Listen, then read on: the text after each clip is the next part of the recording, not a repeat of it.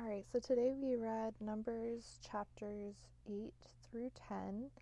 And in chapter 8, the Lord speaks to Moses and tells them to light 7 lamps and gives them instructions to make candlesticks of beaten gold and with flowers on it.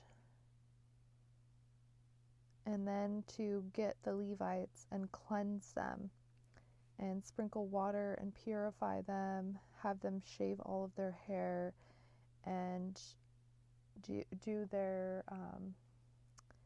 sin offerings before the whole congregation. And then says that the Levites are essentially all of the, like God says that the firstborn of every womb was his, but for the children of Israel, the Levites were essentially the firstborn for all of the children of Israel to be God's portion.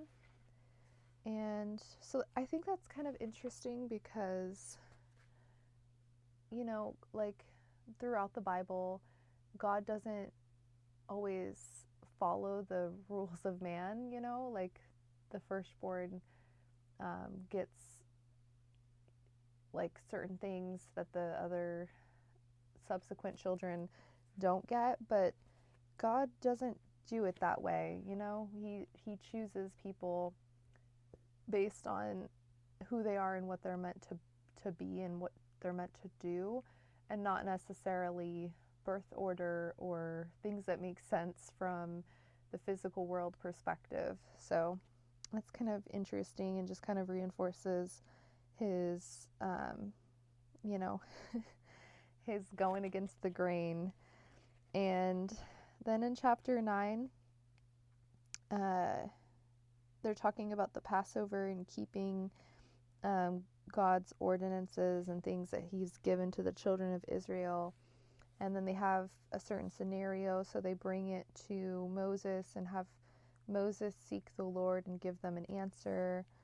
And then God just reinforces that everybody will participate and, keep his commandments.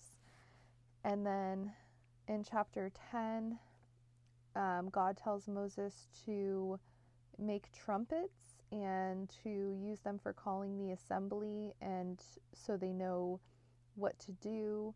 And that's kind of interesting as well to me, because I don't know the context of the trumpets, so I don't know if there's already trumpets there and this is their first time just making their own trumpets. So just kind of thinking about that and trying to imagine, the backstory on this. I guess I'll have to do some research, but that was interesting. And then he tells them when they should sound the trumpet, and to make sure everybody knows what to do when they hear the trumpet.